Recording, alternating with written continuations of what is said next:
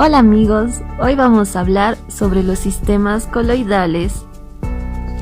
¿Qué es un sistema coloidal? Para entender qué son los sistemas coloidales, recordemos qué son las mezclas homogéneas y heterogéneas. Las mezclas homogéneas, que es un tipo de mezcla en la cual no se distinguen sus componentes y en la que la composición es uniforme y cada parte de la solución posee las mismas propiedades, como por ejemplo el agua con sal. Y en las mezclas heterogéneas es una mezcla que está compuesta de elementos que no son uniformes o que tienen regiones localizadas en diferentes propiedades. Recordemos también el ejemplo común, que es el agua con aceite. Y también debemos recordar qué es una absorción.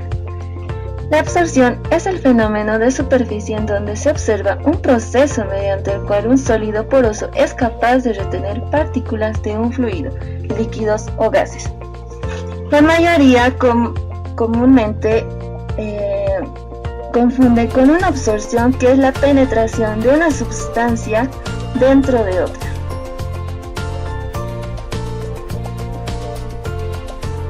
La diferencia entre disoluciones coloide y suspensión. Entonces, un coloide está al medio de una solución y suspensión.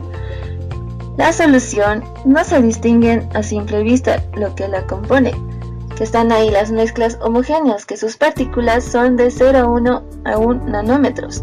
En cambio, la suspensión están sedimentadas con el paso del tiempo, que sus partículas son visibles de 1000 nanómetros o mayores. Pero decimos, ¿qué es un coloide? Entonces, los coloides, como se ve en la imagen, no se sedimentan naturalmente. Sus partículas no tienden a depositarse en el fondo, como sucede en las suspensiones. Propiedades de la solución coloidal. Propiedades eléctricas. Posee carga eléctrica, que es esencial para la estabilidad de la dispersión, como también posee la propiedad óptica, que este puede ser representado por el efecto Tyndall.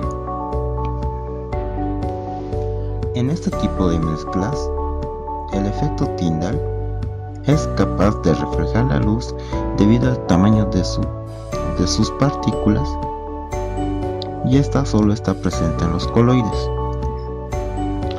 También esta propiedad se usa como base para medir la turbidez del agua o la concentración de partículas coloidales en un líquido, como se puede observar en la imagen. Para mencionar los tipos de coloide, tenemos que mencionar las dos fases que ésta posee, que es una fase continua y una fase dispersa.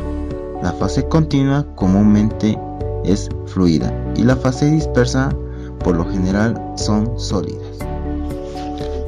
Los tipos que podemos encontrar de coloides son soles, geles, emulsiones, espumas y sólidos porosos. Los soles es un sólido en un líquido. Su fase dispersa sigue siendo un sólido y su fase continua es un líquido. Un ejemplo, la chocolatada. En los geles es un sólido en un líquido, usando generalmente un agente gelificante. Su fase dispersa, sólido. Su fase continua, líquido. Ejemplo, la gelatina.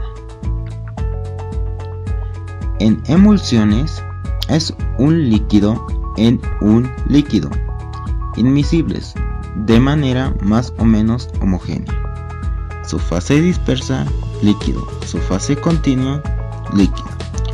Un ejemplo sería la mayonesa y la vinagreta. En espumas es un líquido al que se le agrega aire. Su fase dispersa es un gas o aire y en su fase continua un líquido, ejemplo la cerveza.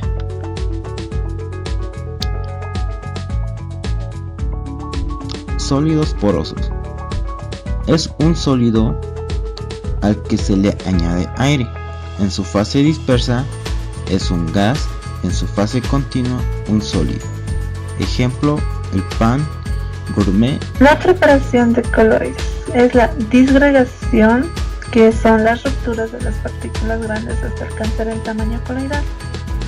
Como el molino coloidal, que es una serie de discos separados por espacios muy pequeños que giran a gran velocidad en sentidos opuestos.